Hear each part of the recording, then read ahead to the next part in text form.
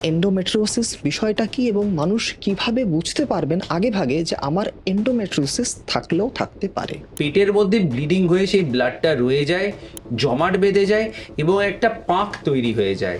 Endometriosis is a gradually progressing disease. Minimal, mild, moderate, severe হয়। Endometriosis থাকলে সন্তান ধারণের সমস্যা কেন হয়?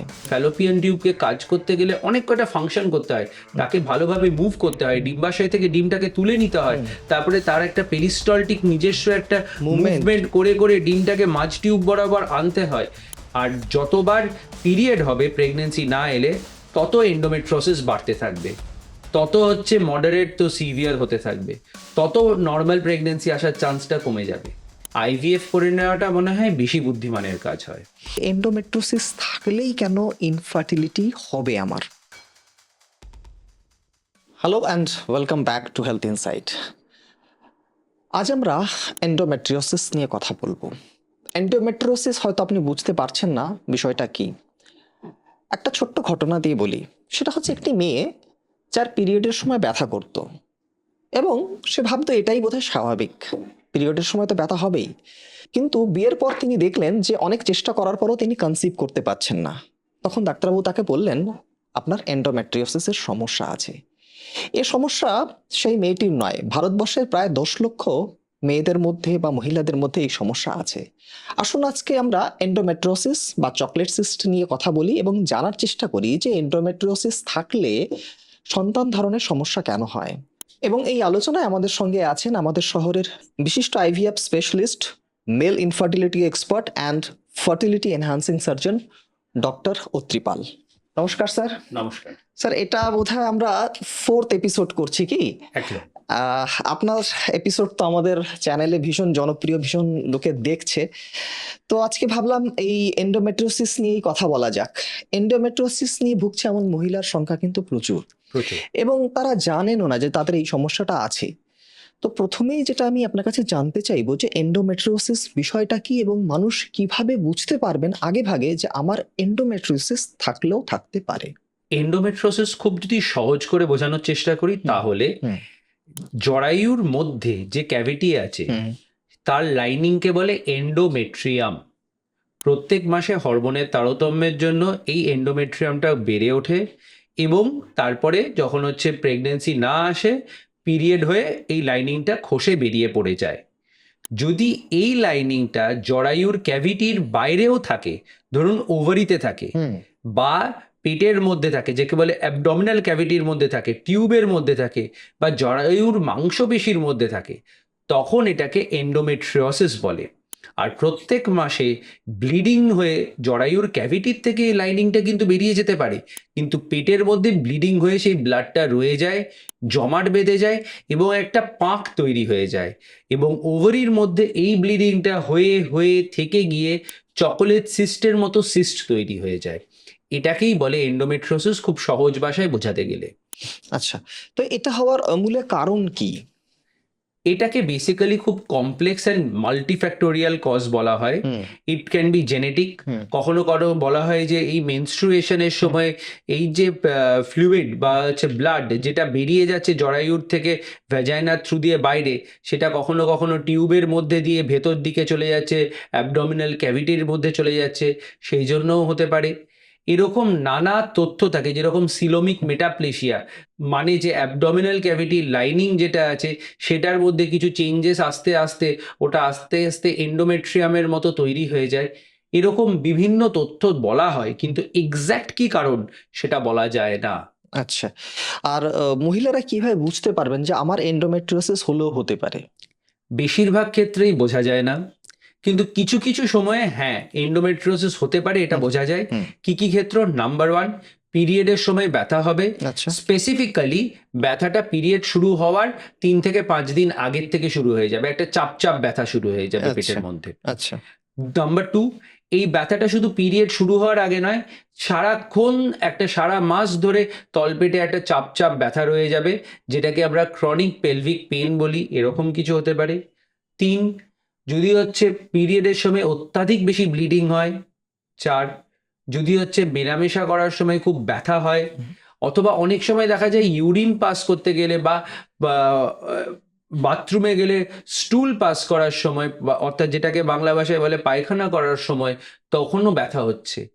এই সব ছোট ছোট ছোট ছোট প্রবলেম যদি দেখা দেয় বা এই সব ছোট ছোট সমস্যা যদি দেখা দেয়, তাহলে এন্ডোমেট্রিওসিস থাকলেও থাকতে পারে। কিন্তু মাথায় রাখতে হবে যে বেশিরভাগ ক্ষেত্রে এন্ডোমেট্রিওসিস আগের থেকে বোঝা যায় না। যখন কেউ বন্ধ্যাত্বার চিকিৎসার জন্য আসছে, তাকে রুটিন ফলো আপ করা হচ্ছে, স্ক্যান করা হচ্ছে ভালো হাতে, তখন ধরা পড়ে যে হ্যাঁ, তার এন্ডোমেট্রিওসিস আছে। আচ্ছা, এই এন্ডোমেট্রিওসিসের সমস্যাটা কখন থেকে স্টার্ট হয়? মানে একজন ফিমেলের যখন পিরিয়ড স্টার্ট হয় তখন থেকে কি শুরু হয়ে যায়, নাকি যে কোনো বয়সে এটা হতে পারে? যে কোনো বয়সেই হতে পারে, কিন্তু বেশিরভাগ সময়ে পিরিয়ডের শুরুর থেকে হয়ে যায়। আচ্ছা। Endometriosis is a gradually progressing disease. Minimal, mild, moderate, severe হয়। তো হয়তো তার ছোটবেলায় মিনিমাল টু মাইল্ড ছিল, আমরা জানতে পারিনি, ওষুধ পাইনি, সেই জন্য হচ্ছে ওটা আস্তে আস্তে মডারেট টু সিভিয়ার হয়ে গেল বড় হয়ে। যখন এটা সিমটোম্যাটিক হলো, যখন এটা সমস্যার সৃষ্টি করতে থাকলো, এমন অনেক পেশেন্ট থাকে যার প্রথম বাচ্চা হয়ে গিয়েছে কিন্তু দ্বিতীয় বাচ্চা হওয়ার সময় দেখি যে সিভিয়ার এন্ডোমেট্রোসিস হয়ে গেছে, ফ্যালোপিয়ান টিউব কাজ করছে না, বড় বড় চকোলেট সিস্ট হয়ে আছে। অর্থাৎ হয়তো তার প্রথম বাচ্চার সময় এন্ডোমেট্রোসিস ছিল, কিন্তু সেটা খুব কম ছিল, মিনিমাল টু মাইল্ড ছিল। তারপরে আস্তে আস্তে নিজের অজান্তেই ওটা বেড়ে গিয়ে মডারেট টু সিভিয়ার হয়ে গেছে, যখন ওটা সমস্যা করছে তাদের। আচ্ছা, আপনি বলছেন যে এই রক্তগুলো ভেতরে জমে আর কি চটচটে হয়ে যায়, চকলেটের মতন একটা সাবস্টেন্স তৈরি অ্যাবসলিউটলি, হয়, অ্যাবসলিউটলি। এবং যেটা বিভিন্ন স্থানে ছড়িয়ে পড়ে, সেটা আপনি বললেন টিউবেও যেতে পারে।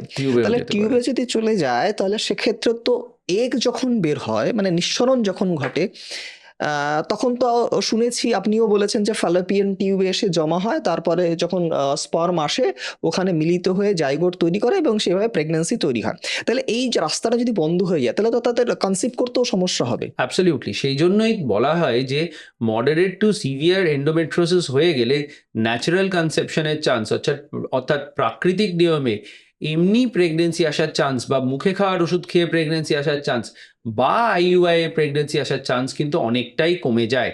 তার কারণ হয়তো তার ফ্যালোপিয়ান টিউব খোলা আছে, ওকে। কিন্তু সেই ফ্যালোপিয়ান টিউব ঠিক মতো করে কাজ করতে পারছে না।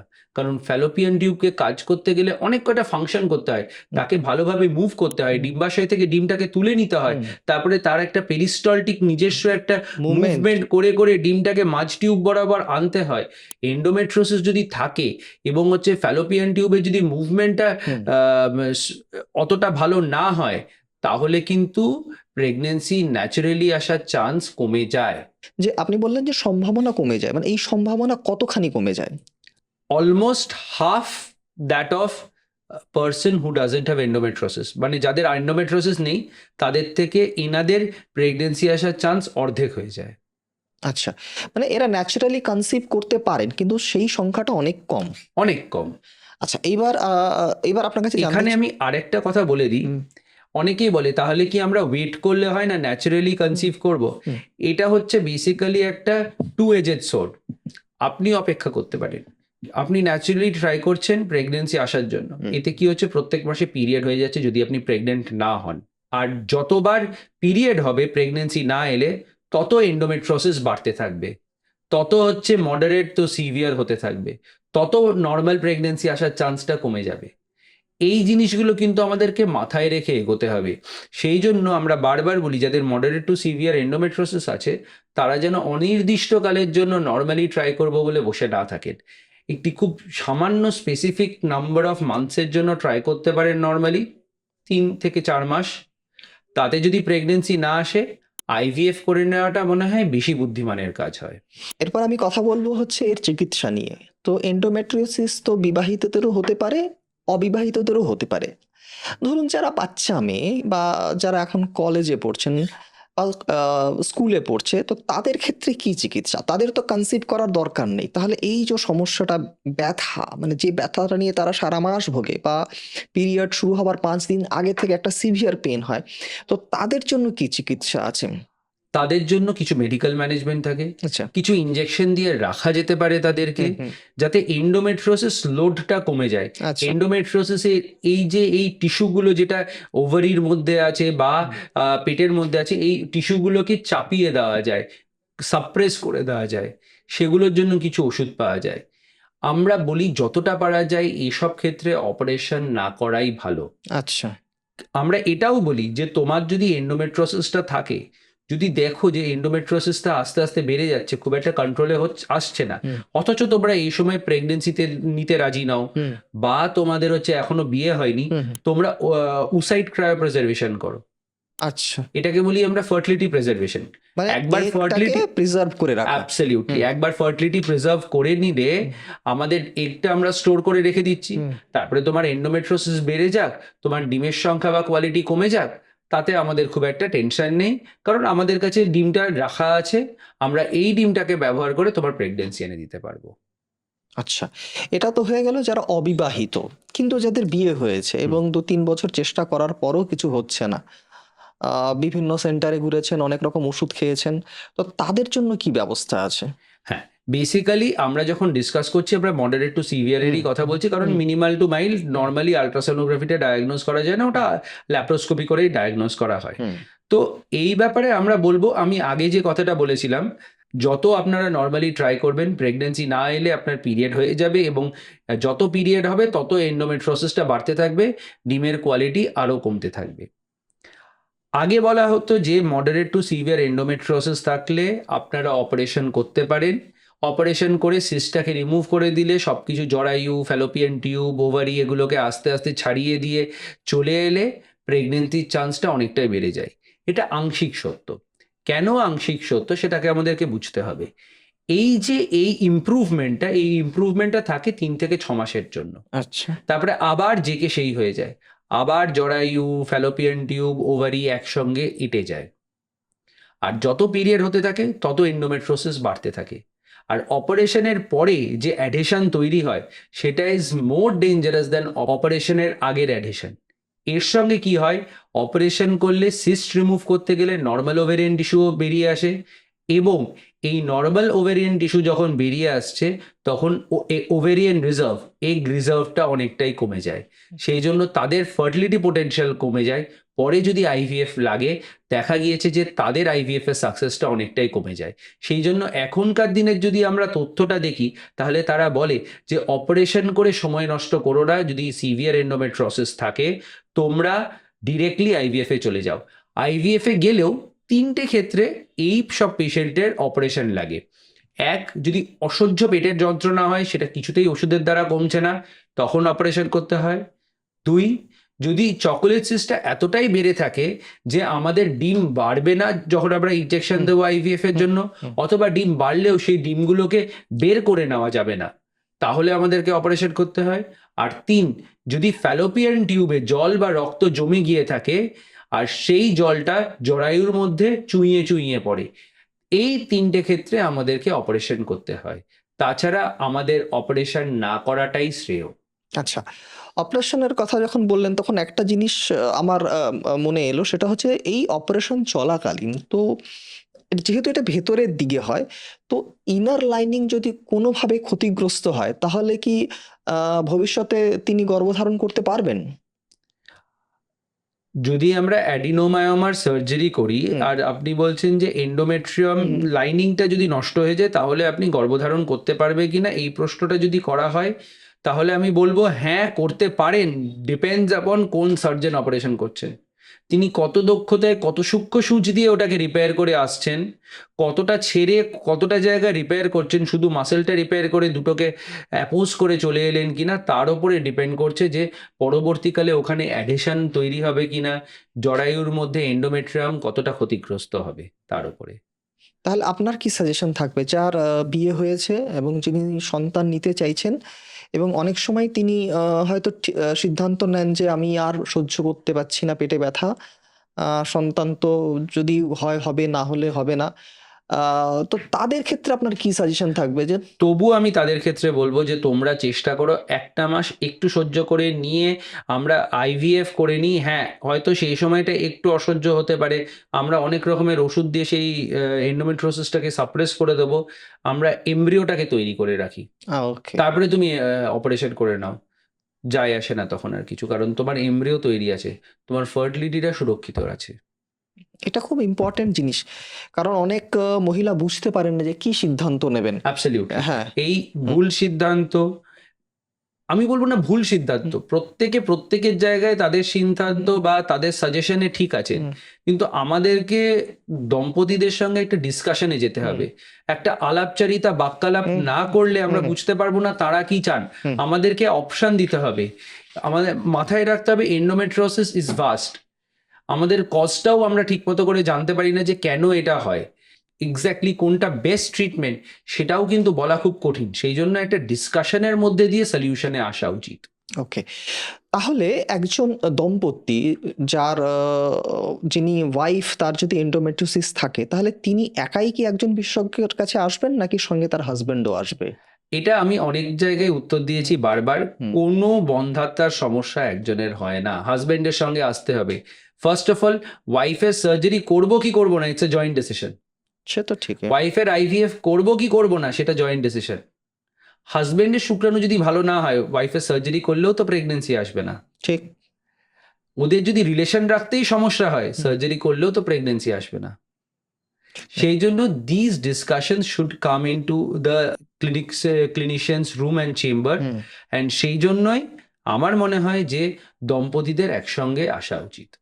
আচ্ছা, তো মোটামুটি ট্রিটমেন্টটা বুঝলাম যে কার কি ধরনের চিকিৎসা হওয়া উচিত।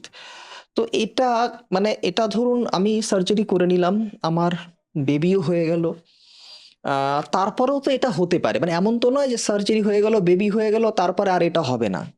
হতে মানে পারে, বাচ্চা হওয়ার পরেও তো এটা হতে পারে। হতে পারে। তাহলে তার লাইফস্টাইলটা কিরকম হওয়া উচিত সেই সময়? মানে তিনি কি নিয়মিত চিকিৎসকের সম্পর্কে থাকবেন, নাকি তার লাইফস্টাইল চেঞ্জ করলেই হয়ে যাবে, নাকি আরো অনেকগুলো বিষয় নিয়ে তাকে মাথায় নিয়ে চলতে হবে তাকে? তাদেরকে চিকিৎসকের পরামর্শে থাকতে হবে। এন্ডোমেট্রিওসিসটাকে খুব একটা বাড়তে দেওয়া যাবে না, নিয়মিত ওষুধের মধ্যে থাকতে হবে। তার সঙ্গে কিছু কিছু লাইফস্টাইল চেঞ্জেস আনতে হবে, যেরকম হচ্ছে রেগুলার এক্সারসাইজ করা, যোগা করা, এগুলো তো আছে। তার সঙ্গে এন্ডোমেট্রিওসিস স্পেসিফিক ডায়েট থাকে, সেই এন্ডোমেট্রিওসিস স্পেসিফিক ডায়েট ফলো করতে হবে। বড় কিছু নয়, আপনাদেরকে মোটামুটি preserve foods, ক্যান্ড foods, processed foods কমিয়ে ফেলতে হবে। তেল ভাজাভুজি এগুলোকে কমিয়ে ফেলতে হবে। যতটা পারা যায় nuts, green vegetables, capsicum, coloured vegetables, পালং শাক বা ইন জেনারেল যে কোনো শাক বেশি করে খেতে হবে। ছোট মাছ বেশি করে খেতে হবে। তেল, ঝাল, মশলা, ভাজাভুজি, মিষ্টি এগুলোকে কমিয়ে ফেলতে হবে। আর ডেয়ারি প্রোডাক্টস যতটা পারা যায় কমিয়ে ফেলতে হবে। আচ্ছা, আরেকটা প্রশ্ন করবো স্যার, সেটা হচ্ছে ধরুন এই যে আপনি বললেন যে পিরিয়ড হলে, যত পিরিয়ড হবে তত তার যে রক্ত বা যে অবশিষ্ট অংশটা বিভিন্ন জায়গায় জমতে থাকবে। তাহলে যদি আমার পিরিয়ডটা যদি বন্ধ করে দেওয়া যায়, আমরা শুনেছি অনেক রকম ওষুধপত্র আছে যেগুলোর মাধ্যমে পিরিয়ডটা বন্ধ করে দেওয়া যায়। তো কোনো একজন মহিলা যদি এরকম কোনো ওষুধের সাহায্য নিয়ে যদি তার পিরিয়ডটা বন্ধ করে রাখেন, তাতে কি তার কোনো সুবিধা হবে? ডেফিনেটলি আমাদের ওষুধের এমটাই তাই যে আমরা পিরিয়ডটাকে বন্ধ করে রাখবো। আচ্ছা, এতে এতে তো অনেকে চিন্তিত হয়ে পড়বেন যে আমার তো পিরিয়ড হচ্ছে হ্যাঁ, না। আমরা হচ্ছে কন্টিনিউয়াসলি একই ওষুধ অতদিন দেবো না। ধরুন হচ্ছে 3 থেকে 6 মাস পিরিয়ডটা বন্ধ রেখে পিরিয়ড একবার দুবার খুলিয়ে আবার 3 থেকে 6 মাস ওষুধ দিলাম। আচ্ছা। এইভাবে আমাদেরকে এগোতে হবে। আচ্ছা, এবার অনুষ্ঠানের শেষে স্যার যেটা জানতে চাইবো, যাদের বিয়ে হয়নি, যাদের পেটে ব্যথা আছে, অসহ্য পেটে ব্যথা আছে, বুঝতে পারছেন তার এন্ডোমেট্রিওসিস আছে, তাদের জন্য আপনার কি বার্তা থাকবে? এবং সেকেন্ড হচ্ছে যাদের বিয়ে হয়েছে, যারা চাইছেন একটা সুস্থ, একটা স্বাভাবিক সন্তান তাদের পরিবারে আসুক, তাদের জন্য আপনার কি বার্তা থাকবে? হ্যাঁ, যাদের বিয়ে হয়নি, অসহ্য পেটে যন্ত্রণা, আমি বলবো এই অসহ্য পেটে যন্ত্রণা হলে ওষুধ যদি না কাজ করে তোমাকে অপারেশন করাতেই হবে। কিন্তু অপারেশন করানোর আগে একবার ইনফার্টিলিটি স্পেশালিস্টের সঙ্গে কথা বলে নিয়ে তোমার এগটাকে ফ্রিজ করে রেখে যাও। ওকে। যাদের বিয়ে হয়ে গেছে, প্রেগনেন্সি নিতে চাইছে, মডারেট টু সিভিয়ার এন্ডোমেট্রিওসিস আছে, একবার ইনফার্টিলিটি স্পেশালিস্টের সঙ্গে কথা বলো before blindly moving on to surgery. হয়তো তোমাদের মনে হতে পারে না আমরা নর্মালি কনসিভ করব, হয়তো এটা মোর এন্টাইসিং হতে পারে, হয়তো এটা মোর অ্যাকসেপ্টেবল হতে পারে যে একটা সার্জারি করে নিলাম তারপরে নর্মালি ট্রাই করে যাব, কিন্তু হয়তো সেটা হচ্ছে লং টার্ম ভালো হবে না, হয়তো লং টার্ম সেটা হিতে বিপরীত হতে পারে। আমাদেরকে ইনিশিয়াল এমএইচ দেখে নিতে হবে, ইনিশিয়ালি কতটা সিভিয়ার এন্ডোমেট্রিওসিস দেখে নিতে হবে, ইনিশিয়ালি টিউবের স্টেটাস কীরকম আছে দেখে নিতে হবে, একটা ভালো আলট্রাসোনোগ্রাফি করে বুঝে নিতে হবে, তারপরেই আমাদের ডিসিশনে যেতে হবে কিভাবে এগোবো। তবে এইসব পেশেন্টরা যত তাড়াতাড়ি আইভিএফ করে নেবেন তত তাদের জন্য মঙ্গল, তত তাদের একটি সুস্থ প্রেগনেন্সি আসার চান্স বেড়ে যায়। এবার আপনার কাছে যেটা প্রশ্ন থাকবে যে এন্ডোমেট্রোসিস থাকলেই কেন ইনফার্টিলিটি হবে আমার? হ্যাঁ, এন্ডোমেট্রিওসিস থাকলে যে ইনফার্টিলিটি হবে এটা কিন্তু প্রমাণিত। হুম, এটা কেন হয়? প্রথমত হচ্ছে এন্ডোমেট্রিওসিস থাকলে যে পুরো পেটের মধ্যে যে রক্ত জমে থাকছে, এটা একটা টক্সিক এনভায়রনমেন্ট হুম, তৈরি হুম, করে। রিঅ্যাক্টিভ অক্সিজেন স্পিসিস বেশি থাকে, এটা বিষাক্ত অ্যাটমসফিয়ার হুম, থাকে। এর জন্য যে ডিম, যে শুক্রাণুটা জরায়ুর মধ্যে আছে, এগুলো বেশিক্ষণ বেঁচে থাকতে পারে না। ডিমটা ডিম্বাশয় থেকে বেরিয়ে বেশিক্ষণ বাঁচে না। তার সঙ্গে যে ওভারিতে চকোলেট সিস্ট আছে, সেসব ওভারিতে দেখা গিয়েছে ডিমের কোয়ালিটি খারাপ হয়। স্পার্ম ওয়াইফের জেনাইটাল ট্র্যাক্ট অর্থাৎ জরায়ু, ফ্যালোপিয়ান টিউবে বেশিক্ষণ সার্ভাইভ করতে পারে না, যেটা আমি আগেও বলেছি। ফ্যালোপিয়ান টিউব ঠিকমতো করে কাজ করতে পারে না। এই যে ডিম্বাশয় থেকে ডিম তুলে নেবে যেটা, সেটা করতে পারে না, বা ডিমটাকে তুলে নিয়ে মাঝ টিউব বরাবর নিয়ে আসা, সেটা করতে পারে না। এমব্রিও যদি তৈরিও হয়, সেই এমব্রিওটা বেশিক্ষণ বাঁচতে পারে না এই টক্সিক এনভায়রনমেন্টে। এইসব নানাবিধ কারণের জন্য এন্ডোমেট্রিওসিস থাকলে ইনফার্টিলিটি রিস্কটা অনেকটাই বেড়ে গিয়ে থাকে। আর তার সঙ্গে ডিমের সংখ্যাটাও অনেকটা কমে যায় এদের ক্ষেত্রে। Thank you so much sir এত সুন্দর করে সবটা বুঝিয়ে দেওয়ার জন্য। তো এন্ডোমেট্রিওসিস নিয়ে যদি এরপরও আপনাদের কোনো প্রশ্ন বা জিজ্ঞাসা থাকে আপনারা কমেন্ট বক্সে লিখে জানান, আমরা চেষ্টা করব তার যথাযথ উত্তর দেওয়ার। আর একটি নাম্বার আমরা ডেসক্রিপশন বক্সে দিয়ে রেখেছি, যেখানে আপনি চাইলেই নিঃসংকোচে যোগাযোগ করতে পারেন। আজ এই পর্যন্তই, আবার দেখা হবে অন্য কোনো দিন অন্য কোনো এপিসোডে। Thank you sir. নমস্কার।